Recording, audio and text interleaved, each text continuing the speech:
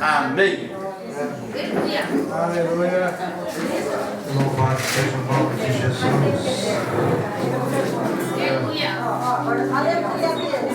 Maravilhoso. Quero aqui já apresentar os nossos irmãos. Eu vou chegar, estamos trabalhando hoje, né? Gravar? Já está filmando. Só se você não se dá Deus. Nada que eu possa colocar aí.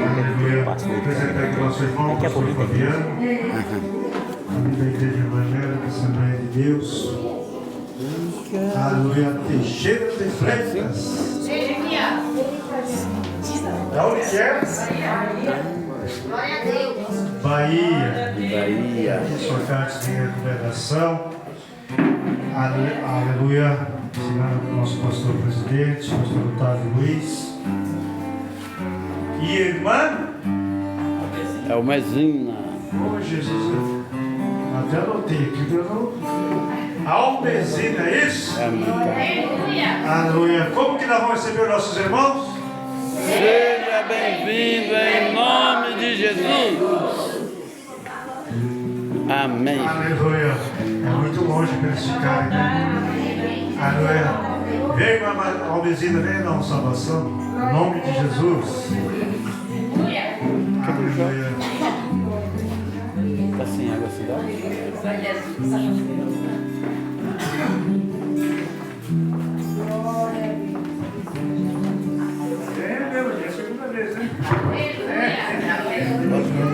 Glória a Deus, aleluia.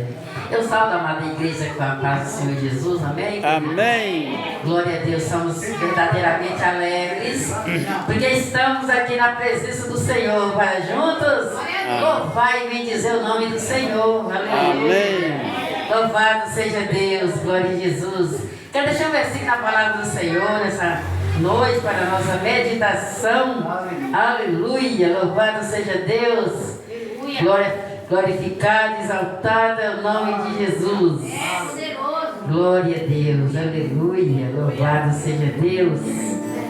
Jesus é maravilhoso, aleluia. Sempre Ele tem dado para nós sempre a oportunidade de estar na sua casa, para junto engrandecer seu nome santo, porque Ele é digno de honras e glória. Aleluia. Eu quero abrir aqui Salmo. Muitas promessas que Deus tem com o seu povo, de esconder, de guardar. Aleluia, glória a Deus, louvado seja Deus. Não entendi. Estamos aqui no Salmo 91. Para a nossa meditação, aleluia, glória a Deus, louvado seja Deus. Diz a palavra do Senhor para nós essa noite. E eu sei que nós somos guardados as promessas do Senhor. Aquele que habita no esconderijo do Altíssimo, a sombra do Onipotente descansará. Direi do Senhor, Ele é o meu Deus, o meu refúgio, a minha fortaleza, e nele confiarei. Porque Ele te livrará do laço do passarinheiro e da peste perniciosa. Ele te cobrirá com as suas penas. Debaixo das tuas asas estarás seguro, a sua verdade é escudo e broquel. Não temerás espanto noturno, nem seta que voa de dia, nem peste que anda na escuridão. Glória a Deus. Aleluia. 1000 cairão a teu lado, 10.000 à tua direita, mas tu não serás atingido. Somente com os teus olhos olharás, verás o recompenso do ímpio, porque tu, ó Senhor, és o meu refúgio, Altíssimo é a tua habitação. Nenhum mal te sucederá, nem praga alguma chegará à tua tenda. Porque aos seus anjos dará ordem ao teu respeito, para te guardar em todos os teus caminhos. Eles te sustentarão nas tuas mãos, para que não tropeça com o teu pé em pedra. Pisará o leão e o espide, calçará os pés do filho do leão e a serpente. Porque tão encarecidamente também eu livrarei e o rei no alto retiro por conhecer o meu nome. Ele me invocará, eu lhe responderei, estarei com ele na angústia, livrar-no-ei, glorificarei, dar-lhes em abundância de dias e me mostrareis a minha salvação. Glória a Deus. Adiante de uma palavra tão rica, tão grande, A nós, Deus deu essas promessas. Nós não podemos ser confundidos por nada neste mundo, porque estamos guardados, escondidos na potente mão de Deus. Deus nos fez promessa de nos dar o direito de vencer em qualquer circunstância. Aleluia, e nós não tememos a nada porque Deus está com seu povo. Aleluia, glória a Deus. Nós estamos muito gratos ao Senhor por tantas bênçãos e tantas promessas que o Senhor tem feito à sua igreja e seu povo. Aleluia, e estamos aqui só para louvar o Senhor, engrandecer o nome santo, porque Ele é santo.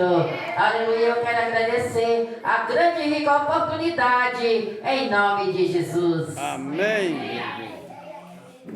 Obrigado, Jesus. Aleluia.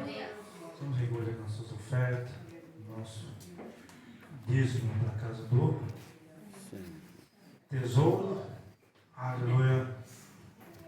Vamos ler? Ler. Não é ver a televisão, não. É ler. Meditar. Todos juntos? Você já, todo pastor irmão, você já aprendeu? Você já aprendeu? Aleluia. Vamos começar então? O que é que nós passamos primeiro para você guarda? Passa 13, versículo 10. Olha, vamos ler tudo junto, hein? Olha lá. Trazer Todos os dízimos à casa do tesouro, para que haja mantimento na minha casa. E depois fazei prova de mim, diz o Senhor dos Exércitos. Se eu não vos abrir as janelas do céu e não derramar sobre vós uma bênção tal, até que não haja lugar suficiente para recolher. E por causa de vós repreenderei o devorador, e ele não destruirá os frutos da vossa terra, e a vossa vide no campo não será estéril, diz o Senhor dos Exércitos. E todas as nações lhe chamarão bem-aventurados, porque vós sereis uma terra deleitosa, diz o Senhor dos Exércitos. Amém? Decorou? Foi para trás, já decorou? Aí Vamos lá? Aleluia, trazei todos os dízimos à casa do tesouro, para que haja mantimento na minha casa. Depois fazei prova de mim, diz o Senhor dos Exércitos. Se eu não vos abrir as janelas do céu e não derramar sobre vós uma bênção tal,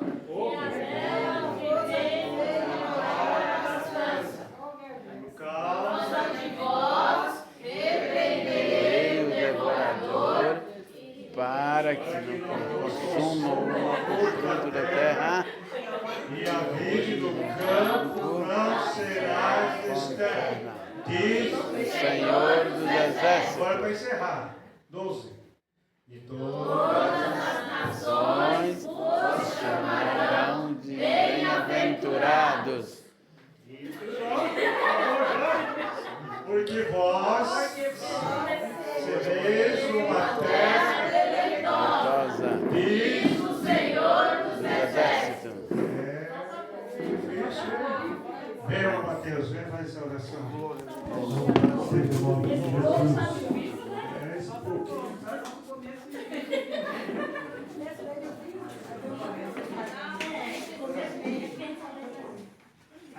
Salve a igreja com a paz do Senhor, amém? Amém. Oremos. Senhor, meu Deus, maravilhoso eterno Pai, te agradecemos, Senhor Jesus, por essa oportunidade de estar em tua casa, Senhor. Pai, oramos estar, Senhor Jesus, Pai, contribuindo, Pai, ofertando na tua casa, Senhor Jesus. Oh, Pai, eu te peço que o Senhor abençoe os irmãos, Senhor Jesus, que onde se vai contribuir em tua casa, Senhor Jesus. Pai, assim que o Senhor chora e te agradecemos do Pai, do Filho, do Espírito Santo de Deus. Amém. Amém. A irmã Juliana está com a oportunidade. Aleluia. Maravilhoso.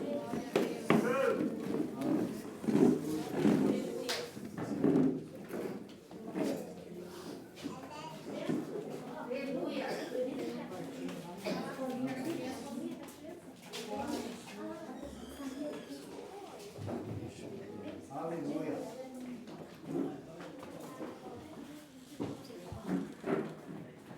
Cumprimento os irmãos com a paz do Senhor. Amém. Só sua avó. Gravou o culto todo. Eu sei que haverá um bom futuro. Sei que a minha esperança nunca pode ser frustrada, porque o Senhor é meu pastor, e ainda que eu ande pelo vale da sombra e da morte, eu não tenho mal nenhum.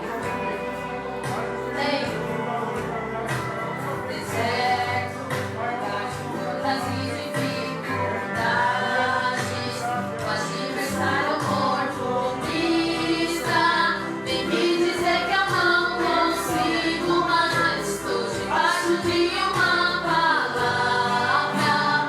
Haverá um bom futuro.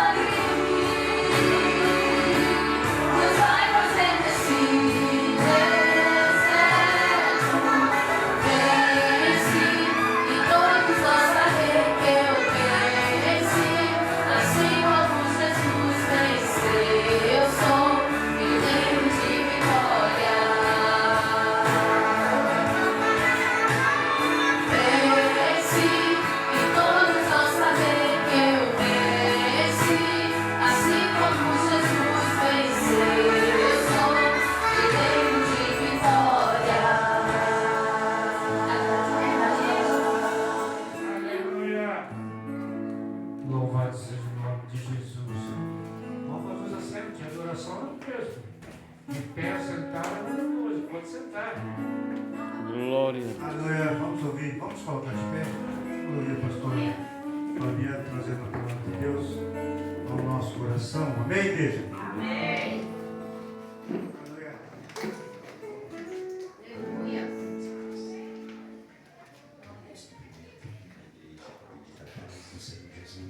Amém. Aleluia.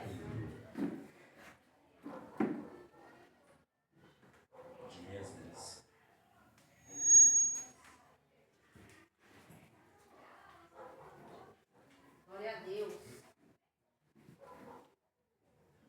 Esdras, capítulo número 7.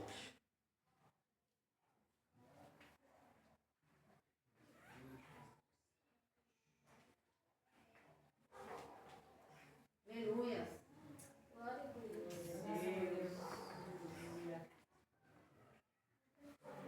Versículo 13. Glória a Deus. Aleluia. Diz assim, a palavra do Senhor no livro de Esdras, capítulo 7 e 13. O versículo 12 que fala do imperador Artaxerxes.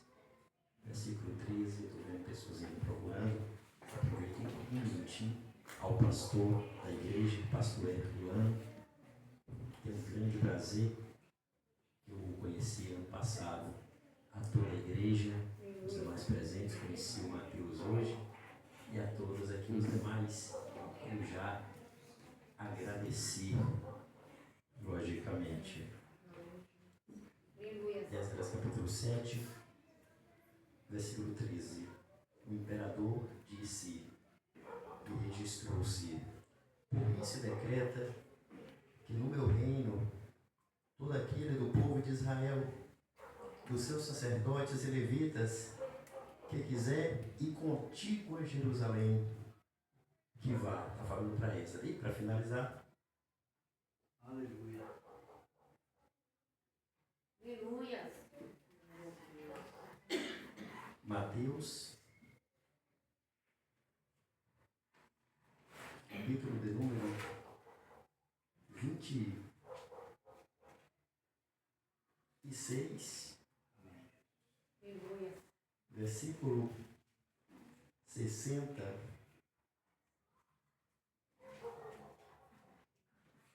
Diz, e não o acharam, apesar de terem apresentado muitas testemunhas falsas, finalmente chegaram dois afirmando, este disse, eu posso derrubar o templo de Deus e reconstruí-lo em 3 dias, e podeis tomar o vosso assento. Deus vos abençoe.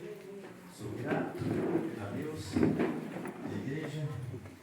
Não posso jamais deixar de agradecer em consideração ao pastor João, sua esposa, irmã Marinalva. São os avós dos meus filhos. Tenho que ser grato. Já foi apresentado minha mãe, Almezinha. Gratidão a toda a igreja. Estou sempre grato a todos. Foi nos dada a palavra que nós acabamos de ler. Este livro de Esdras, ele fala sobre, capítulo 7, este imperador da Pérsia, conhecido como Artaxerxes. Este imperador, ele estava incumbido de enviar sacerdote conhecido na Bíblia como Esdras para Jerusalém, terra de Judá. E ele fez uma carta, um decreto dizendo, por mim, imperador persa, que fique registrado nesse decreto, que quem quiser ir com o sumo sacerdote ou com o sacerdote Esdras a Jerusalém de Judá, que vá cantores, vá levitas, Vá, servos do templo, vá para Jerusalém, porque Esdras se dedica à leitura das Escrituras Sagradas, conhecido como leitura da lei. Esdras se dedica a ensinar as Escrituras Sagradas, conhecido como a lei. E Esdras, ele vive aquilo que ele se dedicou a aprender, se dedicou a ensinar, e agora ele se dedica a viver aquilo que ele ensina. E a Bíblia diz, nesta época, o templo de Jerusalém já havia sido reconstruído décadas atrás. Quando Esdras nasceu, seu pai, conhecido na Bíblia como Seraías, ele, logicamente, estava nas épocas de Babilônia, e a Bíblia diz que neste período houve uma época que Israel estava exilado, estava em cativeiro. Israel estava, de uma certa forma, vivendo vida de escravo há décadas atrás. E o templo ainda não havia sido reconstruído, épocas atrás, antes de Esdras nascer, muito tempo. E surge uma pergunta: por que o imperador estava preocupado em Esdras ir a Jerusalém de Judá para ensinar o povo a Bíblia, para poder viver aquilo também que ele já vivia lá na Babilônia, na Pérsia? E, de uma certa forma, por que esse imperador chamado Artaxerxes estava preocupado?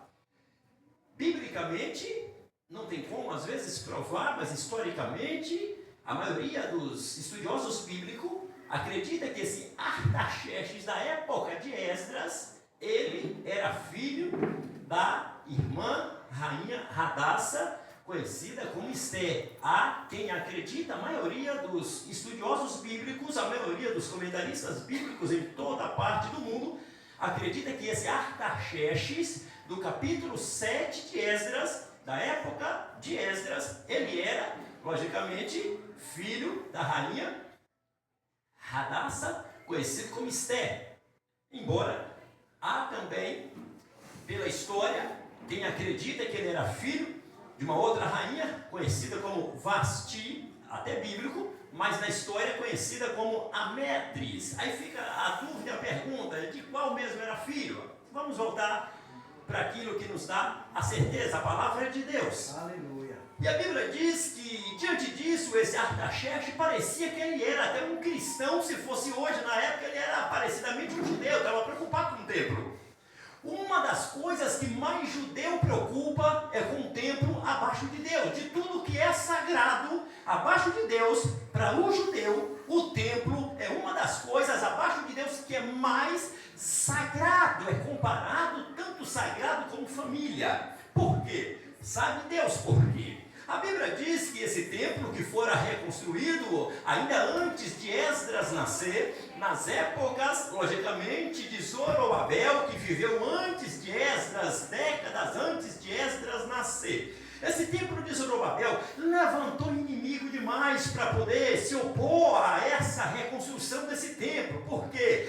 Tudo que for para fazer templo, tudo que for para fazer igreja, tudo que for para levantar, fazer alicerce, tubulão, encher, levantar parede, colocar porta, colocar janela de igreja, de templo, colocar teto, tudo isso, meu irmão, tem bênção de um lado e tem opositor do outro lado. Isso existe desde que mundo é mundo. Então, antes de Esdras nascer, já tinha opositor para tudo quanto é lado e para tudo quanto é gosto. A Bíblia fala que não precisava ter reconstrução desse templo, porque já tinha um templo lá atrás, que havia sido feito por Salomão, bem lá atrás, 400 anos antes, logicamente, lá atrás. Aí, Salomão faz um templo, não precisava de ter reconstrução de templo. O que foi que aconteceu com o templo de Salomão? Décadas e centenas de anos antes de Esdras nascer. Os amados sabem que Salomão fez o templo, conhecido como Templo de Salomão, embora era templo de Deus, conhecido como Templo de Salomão.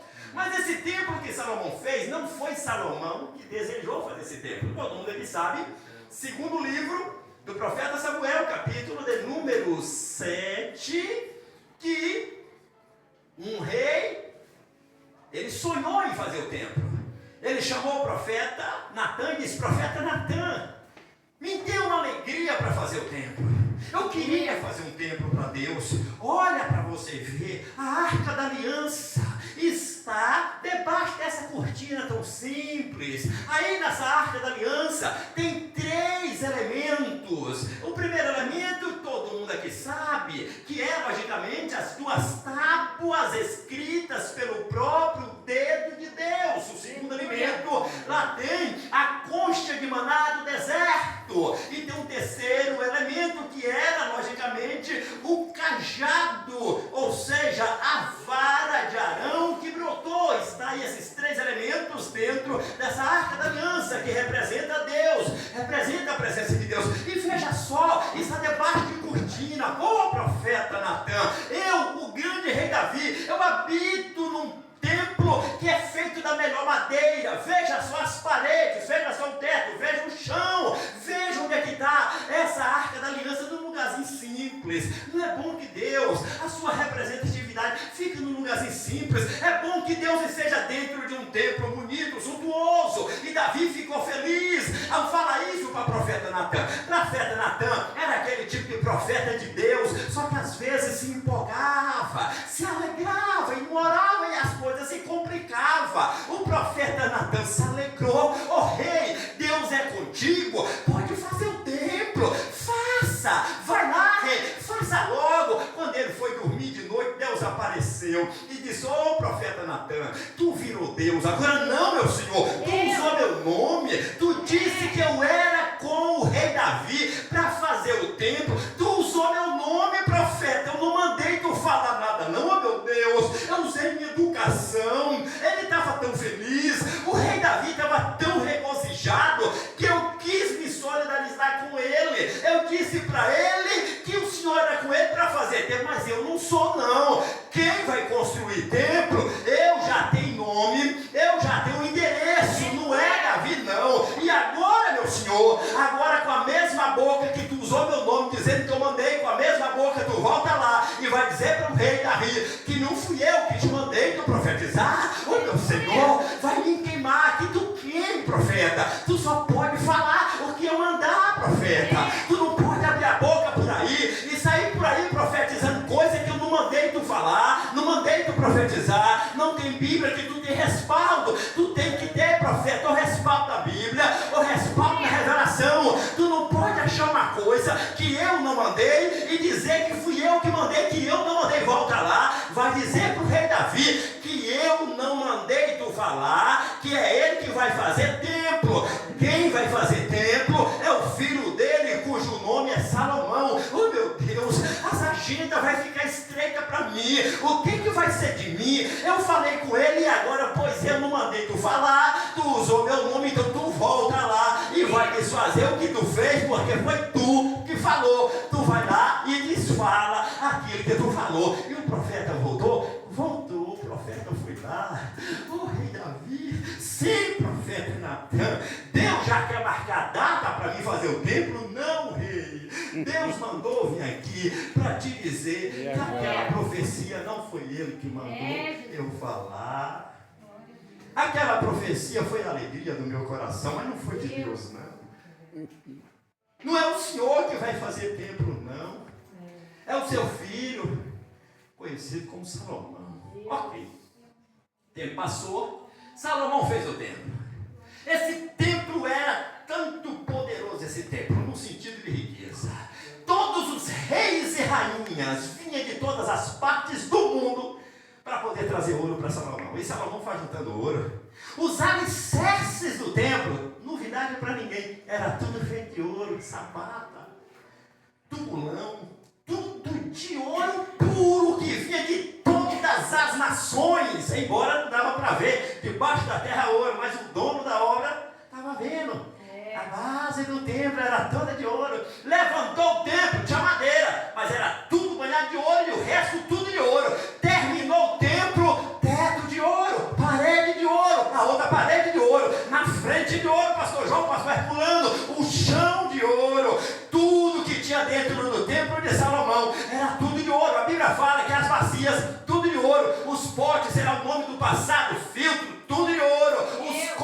Salomão bebia, tudo de ouro. Quando desconfiado de ser calçasse sapato, seria até sapato de ouro. Tudo que Salomão colocava a mão era de ouro. Tudo que ele olhava estava tudo de ouro. Parede de ouro, teto de ouro, chão de ouro, tudo de ouro. Mas o povo, aconteceu uma coisa. No dia da inauguração do templo, Jeová desceu e desceu com tanta graça. A Bíblia fala que o povo não suportou a presença de Deus. E dentro do templo de Salomão, no dia da inauguração, a Bíblia fala que houve grande glórias e fumaça pela presença de Deus, que desceu assentado sobre uma nuvem. Quando fumei, quem estava por dentro da nuvem via quem estava pelo lado de fora, e quem estava pelo lado de fora não via quem estava pelo lado de dentro. E foi assim o dia da inauguração do templo, que foi uma maravilha. Só que aí o tempo passou.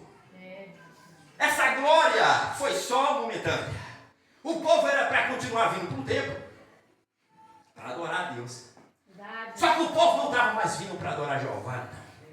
O povo chegava e olhava para o teto, mas não orava. Eita, teto de ouro. Olhava para a parede do templo. Eita, parede de ouro. Olhava para outra parede. Eita, parede de ouro. Olhava a parede de ouro. Eita, chão de ouro. Até a calçada do templo toda de ouro. O povo andava a calçada todinha, mas não orava. Eita, templo de ouro. Embora a Bíblia viu isso e Deus manda o profeta profetizar. Profetiza aí, profeta. E o profeta Isaías profetiza: a minha casa será chamada casa de oração para todos os povos. Embora no Novo Testamento tem essa passagem é do Velho. Aí a Bíblia fala que o povo não deu crédito. Levanta de novo o profeta, profetiza para esse povo não está me adorando de coração não. Aí no capítulo de número 29 do livro do profeta Isaías, versículo 13, está escrito que o profeta está profetizando: esse povo canta com a boca, prega com a boca, me adora com a boca, mas o coração não está longe de mim. Esse povo diz que me ama, mas o coração está longe de mim. Esse povo diz que me adora, mas o coração está longe de mim. Esse povo diz que me quer bem, mas o coração está longe de mim. E o profeta ataca e profetiza. Ao invés do povo receber a mensagem, matou o profeta. Pegou o profeta e mataram o profeta, porque é mais fácil matar o profeta do que receber a mensagem do profeta. Para eles achavam que ficava mais barato matar o profeta do que receber a mensagem do profeta. A mensagem do profeta vai na alma, dói no coração, é viva, é eficaz, vai até a divisão da alma e do espírito e corta e faz um milagre. Mas o povo não queria receber a mensagem do profeta, matou o profeta. E como foi que ele morreu? A Bíblia não fala, mas o escritor de Hebreus diz que teve profeta no Antigo Testamento que foi morto, cerrado ao meio. E a história comprova que o ímpio rei Manassés pegou o profeta Isaías, ainda quando profetizava, vivo ainda, enquanto ele estava profetizando, cerrou profeta Isaías ao meio, e profeta profetizando e foi cerrado ao vivo e a cores para toda Jerusalém ver. E a Bíblia fala que Jerusalém passou a ser conhecida como uma cidade sanguinária, uma cidade criminosa, uma cidade assassina. Embora que quando Jesus desceu, ele disse: Jerusalém, Jerusalém, que mata os seus profetas e apedrejam aqueles que te são enviados. Quantas vezes eu quis ajuntar os vossos pintinhos, como uma galinha junta os vossos pintainhos debaixo de suas asas, e vocês não quiseram. Jerusalém, mataram Isaías, não disse: tem mais profeta, pode matar que eu estou mais. Levanta, profeta Jeremias, vai profetizar, porque Isaías já morreu. E a Bíblia fala que o profeta Jeremias começa a profetizar: olha, assim diz o Senhor, ainda antes que eu fosse formado no ventre de minha mãe, Ele me santificou e me trouxe para ser profeta e me deu o título de profeta. Eu estou profetizando para vocês que Jeová, Ele é o oleiro e vocês é barro, e Ele vai quebrar vocês na olaria e vai fazer de vocês um novo vaso na olaria do Senhor. Pegaram o profeta Jeremias e levaram lá para o Egito.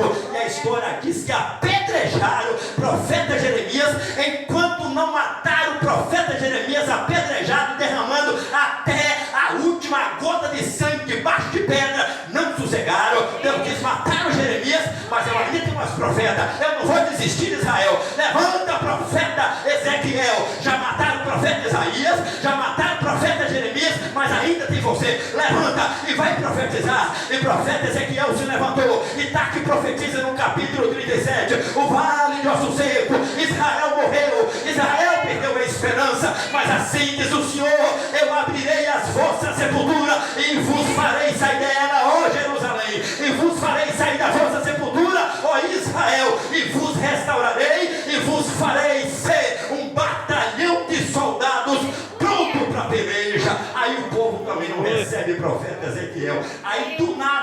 Bíblia fala que a mulher do profeta Ezequiel morreu em um golpe. A Bíblia fala que ela morreu golpeada. Quando ele for chorar, Deus disse: não chora não. Deus, mas é o luto, não chora. Mas por que, meu Deus? É porque Israel também morreu. E eu não posso chorar, porque Israel não me quer mais. E você é meu profeta, e o que eu sinto também você vai sentir. Só que Israel virou as costas para Jeová, não quis saber de Jeová. E quando Israel vira as costas para Jeová, Jeová está dizendo: eu vos tirei da escravidão do Egito, nós não te queremos não, Jeová. Eu fiz isso por vocês, eu não te quero não, Jeová. Eu fiz todas as maravilhas no deserto, trouxe pão, trouxe carne, eu trouxe água da rocha, eu trouxe mel. Eles dizem: eu não quero o Senhor não, Jeová. E Deus, logicamente, vendo tudo isso, diz: Israel, Jerusalém vai para a Babilônia, vai ser cativo na Babilônia. Profetiza aí, profeta Jeremias 25:11, ele profetizou. E o prazo que Israel, Jerusalém vai ficar na Babilônia é um período de 70 anos de cativeiro. O que é vida de cativeiro, pastor Fabiano? Vida de cativeiro é vida de escravo. Pode ser, logicamente, um escravo que tem um pouquinho, quem sabe, até de aproximação melhor, mas é escravo. Lá na Babilônia, vida de cativeiro, a pessoa não tem, logicamente, direito de cantar. Não foi dado para escravo direito de cantar. Vida de escravo, não foi dado direito para andar. Escravo não anda, corrente no pé, não deixa ele andar. Ele está monitorado, ou com tornozeleira eletrônica, ou com corrente de metal, ou com corrente de bronze. Não foi dado direito para escravo de falar. Escravo não dá o direito de falar, porque uma mordaça está na boca, está censurado, não pode falar. Escravo não pode ver, é uma fita preta nos olhos, e se ele vê, é como se ele não viu, porque não foi dado direito para escravo ver, não foi dado direito para escravo falar, não foi dado direito para escravo andar. E escravo come, não come não, só come se colocar. Se não colocar, não foi dado direito para escravo comer. A vida de escravo é só trabalhar sem receber nada em troca. Ele não come, ele não fala, ele não vê, ele não anda. Não foi dado esse direito para escravo. Escravo não pode casar, escravo não pode ter família. Aonde tem escravo, pega a mãe, joga no canto, pega o pai, joga no outro. Escravo está sozinho, o escravo está na Babilônia e os filhos estão lá na Pérsia, está nas Índias.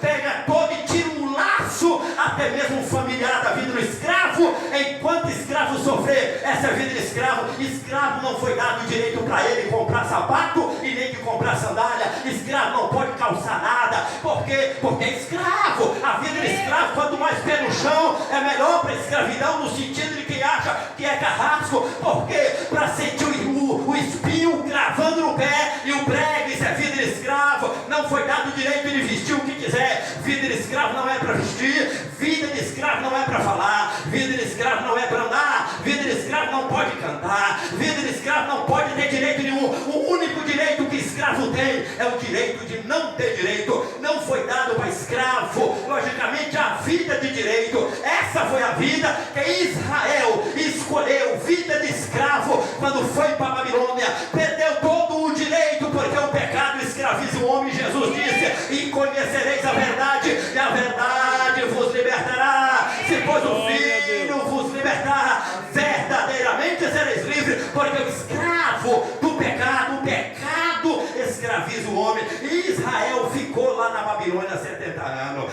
Lá vem os babilônicos, passou. Depois da Babilônia, Deus já havia usado, dizendo: olha, vou levantar Ciro, rei da Pérsia, para libertar vocês. Aí quando Ciro ocupou como primeiro, logicamente, imperador persa, libertou Israel da escravidão. O povo ficou livre. E ele fez um decreto dizendo: vai reconstruir o templo de vocês em Jerusalém de Judá. E nessa época se levantou Zorobabel. E nessa época se levantou, logicamente, alguns sumos sacerdotes como Josué, juntamente com Zorobabel, lançou os fundamentos no chão e começou a reconstruir o templo. E o tempo foi se passando até que Ciro, o persa, morreu. E levantou no livro de Esdras, capítulo 4, fala o nome de um filho aí de Ciro, o persa. Um dos filhos de Persa, ou melhor, um dos filhos de Ciro persa, se chama na história Cambize. No livro de Esdras, capítulo 4, versículos 5 e 6, aparece um tal, logicamente, de Assuero ou de Xerte, mas não é o verdadeiro, é um título aí, porque o Assuero da época de Esther ainda não tinha nascido. Esse Assuero aí na história é o Cambize,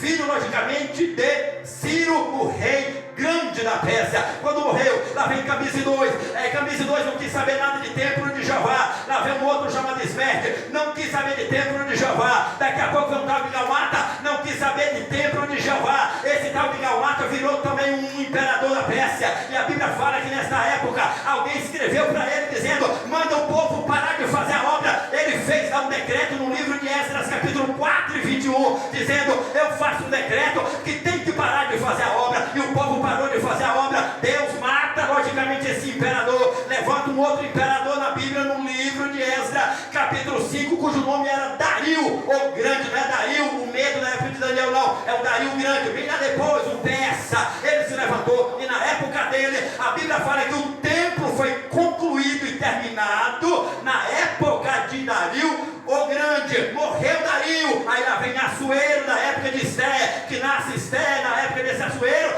filho de Dario o Grande. Nasceu também Mardoqueu, a história você já sabe da mão que foi que deu. Morreu esse Assuero, nasceu esse Artaxerxes que eu estou pregando aqui nesta noite, cujo, logicamente, imperador da Pérsia libertou e liberou, logicamente, Esdras para voltar a Jerusalém, para dar sequência, ensinar no templo e fazer o que tinha que ser feito. E a Bíblia fala que lá na frente, no 20º ano desse Artaxerxes, lá vem um outro personagem bíblico conhecido como Neemias. Então tinha Esdras e tinha Neemias. Finalizando, Esdras tinha uma finalidade lá na frente, nos últimos capítulos do livro de Esdras, quando ele descobriu que o povo de Israel estava cometendo pecado. A Bíblia fala, ele rasgou o manto, rasgou a túnica, ele rasgou o cabelo da cabeça e rasgou a barba dele para ver se o povo se arrependesse. E o povo se arrependeu. Aí bem lá no finalzinho, levanta Neemias com característica diferente. Neemias, na hora de fazer, não fez a mesma coisa que Esdras fez. Ao invés dele fazer com ele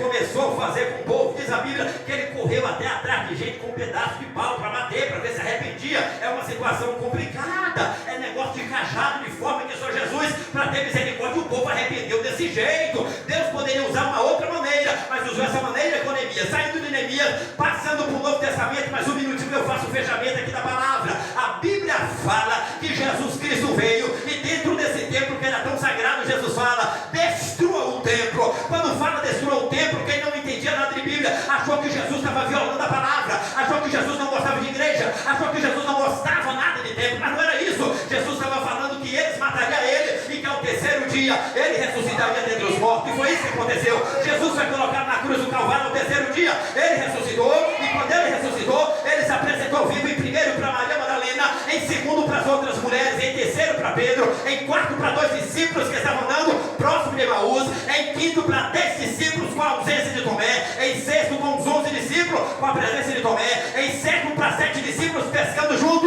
no mar de até mesmo de Tiberíades, em oitavo ele se apresentou vivo para os 11 no monte da Galileia, em nono ele se apresentou vivo para o seu irmão Tiago, e em décimo ele se apresentou novamente vivo para os 11, e de novo em 11º lugar no monte das Oliveiras ele se apresentou vivo. E alguém perguntou: Senhor, é nesse tempo que o Senhor vai restaurar o templo de Israel? Ele disse: não vos pertence saber o tempo e nas estações que o Pai estabeleceu pelo seu próprio poder, mas vocês receberão logo em breve a descida do Espírito Santo, e vocês serão testemunha em Jerusalém, Judeia, Samaria e até os confins da terra. Dito isto, ele foi subindo, saindo do monte, ele foi subindo. A Bíblia fala que Jesus ascendeu da terra para o céu, passou o primeiro céu, subiu, passou o segundo céu, Jesus subiu, passou o terceiro céu, Jesus subiu. Efésios 4:10, Jesus subiu acima de todos os céus, assentou-se à direita de Deus e está vindo para arrebatar a igreja a qualquer momento. Levante a mão e glorifique o nome do Senhor. Deus os abençoe. Pastor Herculano, Jesus abençoe. No final, depois da mesa apostólica, eu vou pedir de novo ao pastor da igreja para me tirar uma foto aqui com alguns dos irmãos. É de ano em ano.